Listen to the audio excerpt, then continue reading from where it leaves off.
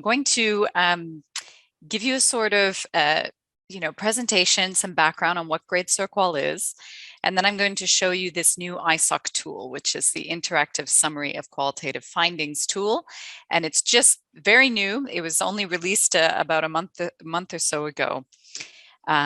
So here we go. So I'm going to introduce the GRADE CERQual approach. I'll give an overview of each of the components of GRADE CERQual and how you make an overall assessment. And then I'll give you a demo of the ISOC tool. So to begin, it's always good to start with a definition, no? What does the GRADE CERQual approach do? GRADE CERQual aims to transparently assess and describe how much confidence to place in individual review findings from qualitative evidence synthesis. So in this very short description, I've introduced 3 key concepts, and I want to go over each of these just to bring everyone on the same page. So let's start with qualitative evidence synthesis. What is it? Well, a QES is a type of systematic review that brings together the findings from primary qualitative research in a systematic way. And perhaps many of you here today have been following the whole series through, so you'll be quite familiar now with what QES is. If you're new to QES, then a great place to start is to go back and watch the webinars that have already been part of this series. So there's been a number of them, you can see them here. And so, those are available for you to watch anytime on the site, on the Cochrane site. The other key concept there was individual synthesis findings or individual review findings. So what do we mean by that? We define a review finding as an analytic output that describes a phenomenon or an aspect of a phenomenon. Review findings from qualitative evidence syntheses can be both more descriptive or more interpretive. They might describe a theme, a pattern, or a theory emerging from the analysis. Let me show you a little bit what those can actually look like. Sometimes actually looking at an example is the most helpful thing. In GRADE CERQual, we make a distinction between a full review finding and a summary of a review finding. So a full review finding are usually reported in the findings section of your manuscript or your review. This is the most detailed presentation. It would include the references to the studies that contribute to the finding. It might include data extracts, quotes, and things like that to illustrate the finding, and may include the final GRADE CERQual assessment.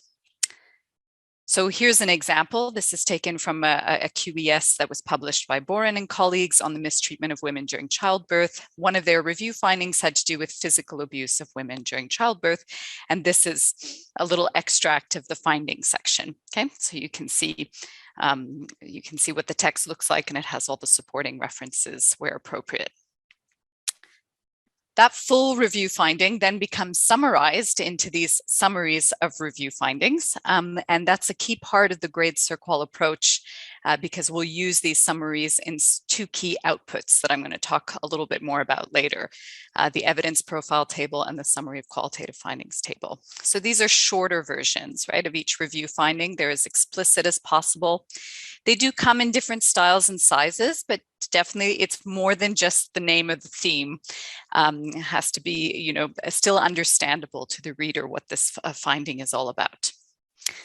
And I'll show you an example of that. So from that Boren review, where we had the full review finding in the findings section, in their summary of qualitative findings table, they have the same finding on physical abuse, but summarized in a briefer statement. Okay, and I'm going to come back to these tables in a little bit to explain them more. Okay, so that we've talked about what a QES is, what a review finding is. What do we mean by confidence? That's the other key concept. So confidence is the extent to which a review finding is a reasonable representation of the phenomenon of interest.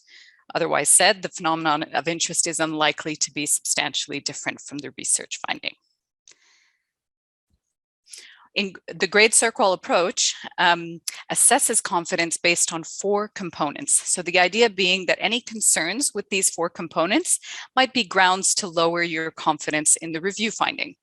So our 4 components are methodological limitations, coherence, adequacy, and relevance. And sitting out on the side here is dissemination bias, and there's a subgroup within GRADE CERQual working on this at the moment, and it's possible that it could become a 5th component of the GRADE CERQual approach. But for now, our approach has 4 components. And here are some additional publications you can have a look at regarding the work that's being done on dissemination bias. I guess this is the way, the easiest way for me to conceptualize, when I'm trying to explain how does GRADE CERQual work? Well, GRADE CERQual is an approach that's applied to individual review findings. So your review will produce a number of review findings. And when it comes time to applying GRADE CERQual, you're taking finding by finding. So you're starting with one review finding, you're making an assessment of each component. Okay, so here are my 4 components, and you're assessing whether you have any concerns, what the level of concerns are, and an explanation for that level of concern. And the level of concerns are no or very minor, minor, moderate, or serious.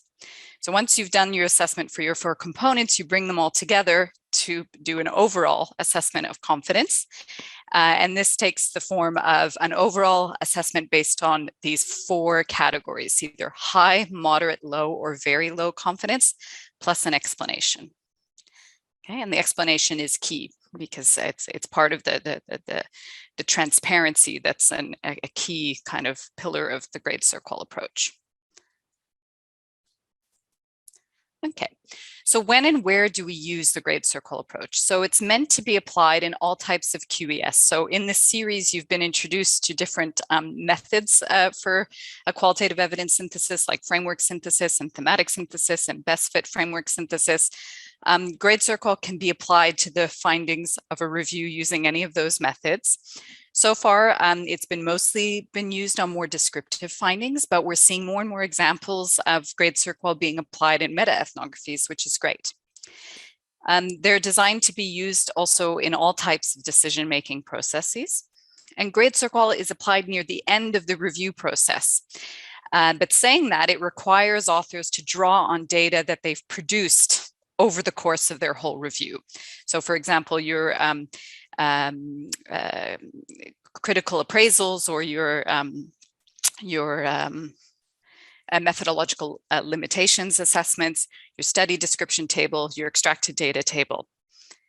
And that's why, we're here today at this point in the series, okay? Because you've come through the process and now we're kind of nearing the end of this webinar series. So that's why we're talking now about GRADE CERQual. So this just gives you a little bit of an idea of what generically a systematic review process might look like in a QES. And you can see that GRADE CERQual comes somewhere near the end. There are 2 key outputs when you apply GRADE CERQual. One is the evidence profile table and the summary of qualitative findings table, which I mentioned briefly earlier. So let's have a look at these. So it's sort of just to imagine where you're going when you're applying GRADE CERQual. So this is an evidence profile table. Okay, this table has the summary of the review finding, the contributing studies, and then the assessment for each of those 4 components. Okay, and you'll see here the assessment is made up of the level of concern and the explanation. And then finally, you have your overall assessment of confidence and then the explanation for the overall assessment of confidence. And this table is sort of like a working table in a way you're producing it as you're applying the GRADE CERQual approach. The summary of qualitative findings table is a briefer version of the evidence profile. So it has the summary of the review finding, the contributing studies, the GRADE CERQual assessment of confidence, and the explanation for that assessment. What it doesn't have are all the individual assessments for all of the components. Typically, I'd say we find that a published review might include the summary of qualitative findings table in the actual manuscript because it's briefer and easier to visualize. And we encourage people to include the evidence profile as an additional file or a supplemental file when possible. Our most recent guidance, the official guidance for applying the GRADE CERQual approach, has been published in Implementation Science Journal in 2018. And this guidance includes 7 papers, including 1 paper on each of the GRADE CERQual components and how to apply them. And when we post this recording and also the slides, there'll also be a link to this guidance. Also, just a little note in these papers, because it might seem a bit overwhelming, to have 7 papers in the series. obviously reading them all is really important, but when you're actually applying GRADE CERQual, just remember that in each of those component papers, there's a section in each of those papers called guidance on how to assess whichever component, and there's sort of a step, step 1, step 2, step 3. So this is sort of a really important section of the papers that you can return to as you're applying GRADE CERQual. What skills do you need? So an understanding of systematic review methodology, and of course, an understanding of principles of qualitative research. If you're working in a review team, it's possible that not every single person has these two areas of expertise, but as long as within the review team, you're covering these bases, that's already a great start.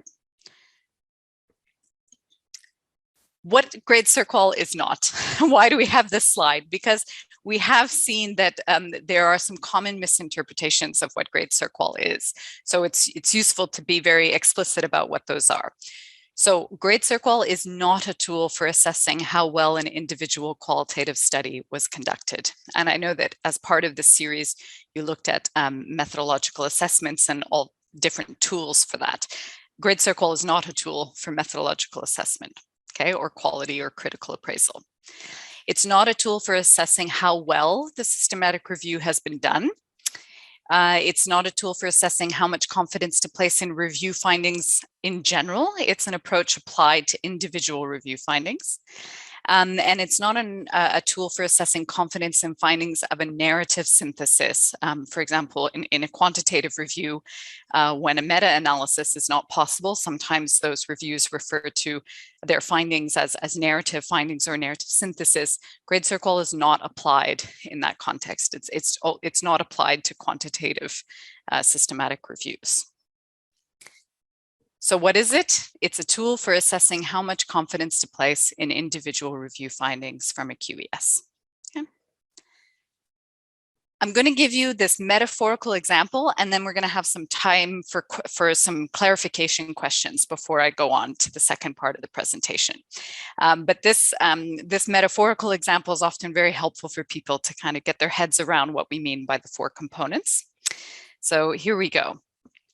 This is the scenario I want you to imagine. So imagine decision makers are considering a new healthcare service for women, but before they introduce the new service, they want to know whether those affected, including female patients and healthcare workers, are likely to accept it. So this acceptability question.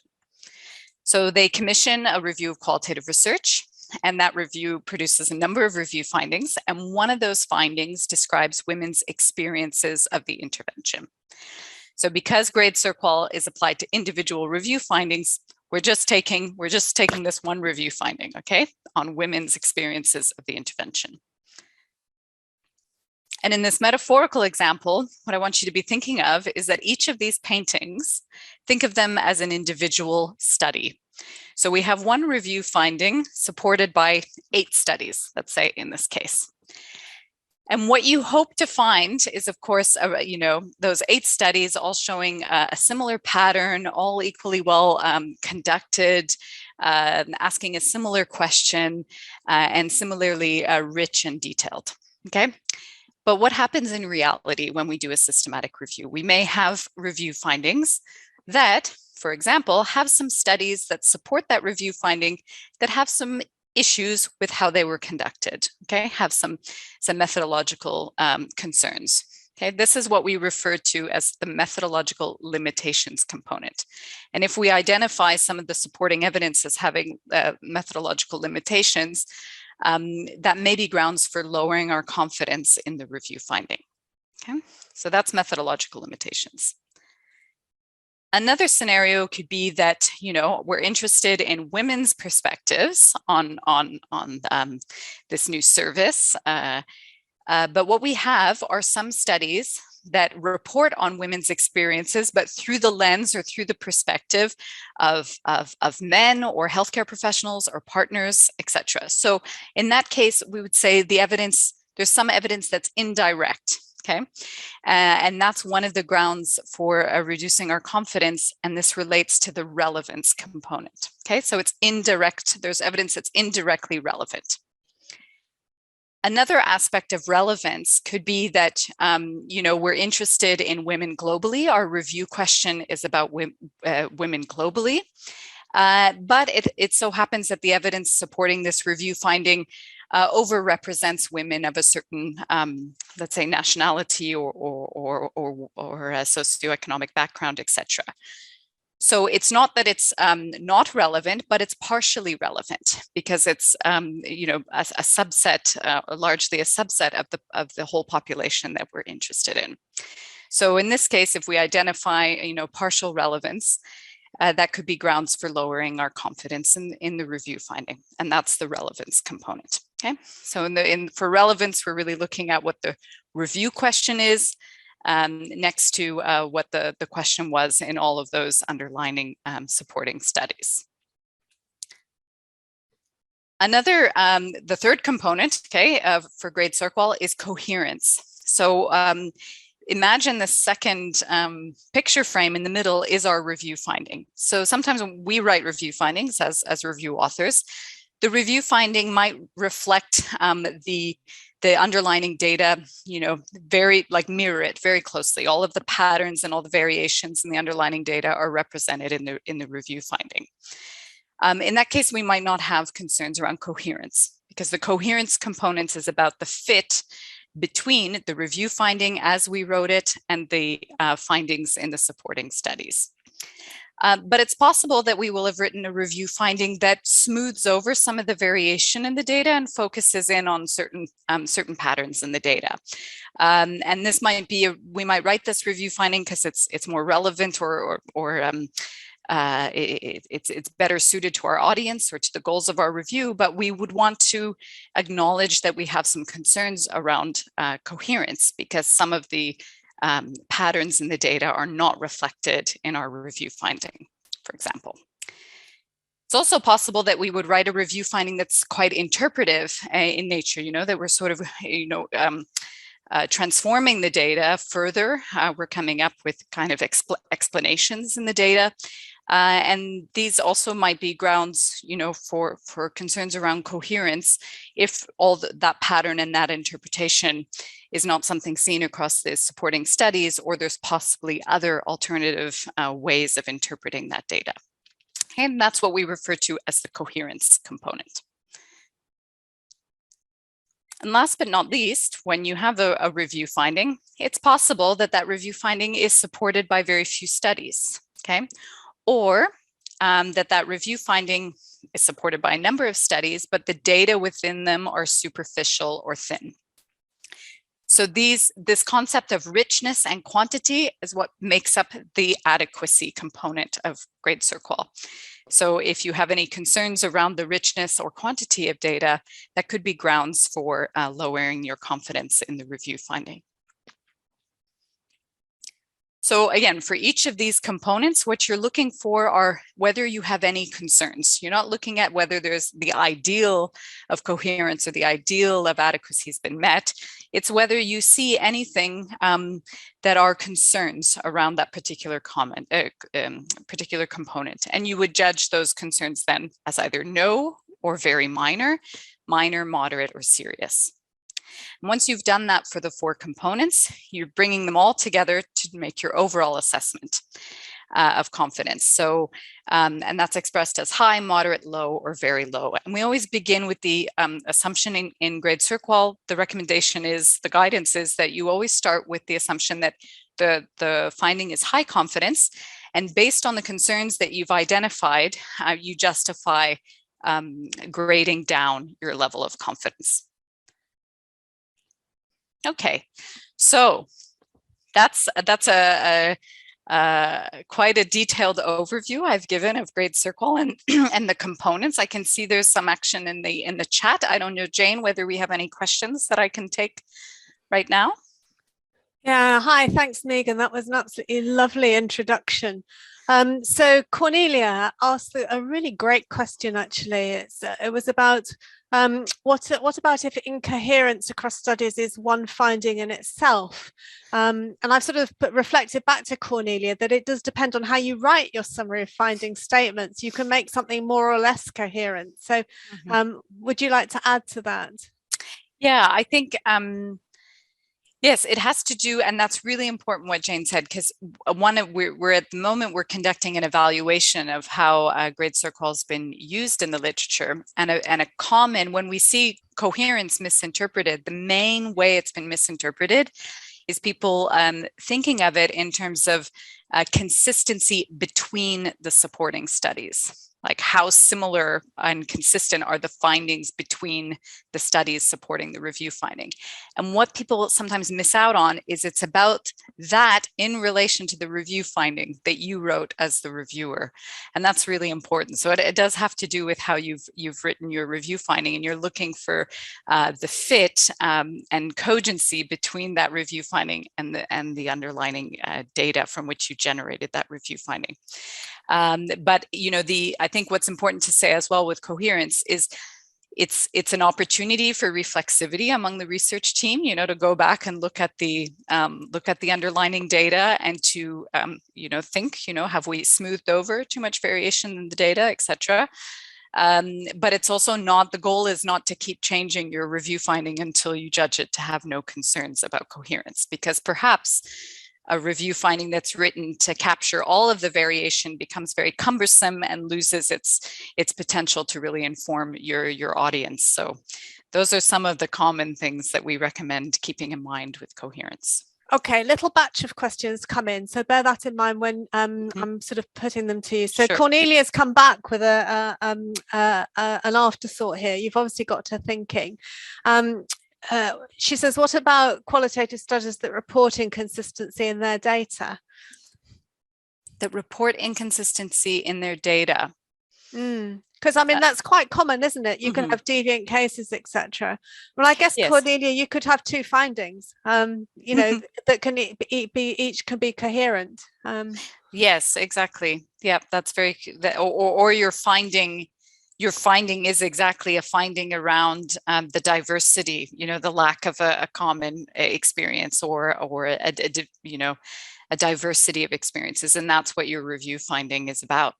Sure. So Natalia, hello Natalia. Natalia's asked, how do you actually do it? By two reviewers independently or as a pair?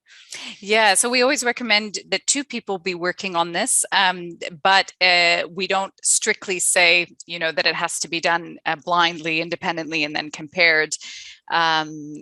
We recommend that it's always better to be working as a team. In reality, it might be that one person takes the lead, but has regular meetings with the team to discuss the GRADE CERQual assessments and to come to final decisions.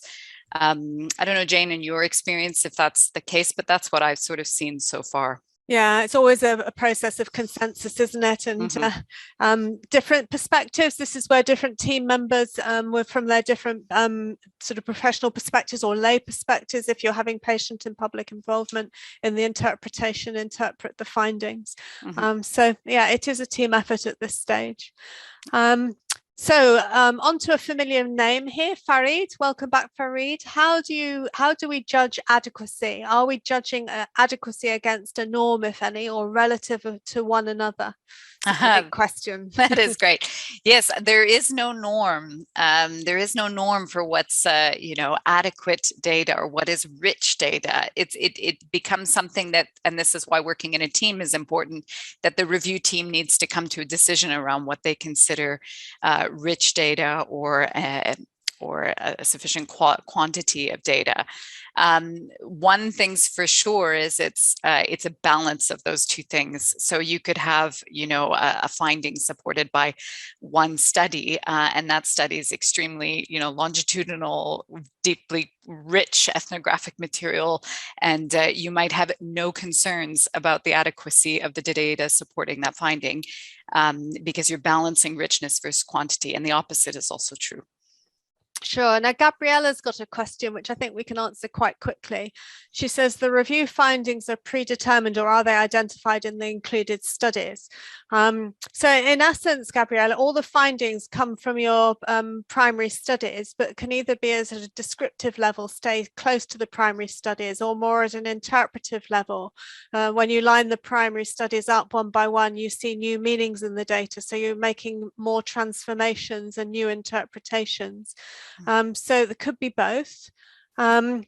Moving on to Adela, do all the components weigh the same when assessing the overall confidence? Great question. There's been a discussion and debate about this. At the moment, we don't have any recommendation on weighting. We're thinking of them as equally weighted. But yeah, I don't know, Jane, if you want to add anything to that, whether there's been any more recent developments. But yeah, well, they're all assessed. Each component is assessed in the same way, isn't there? So it's a very consistent approach.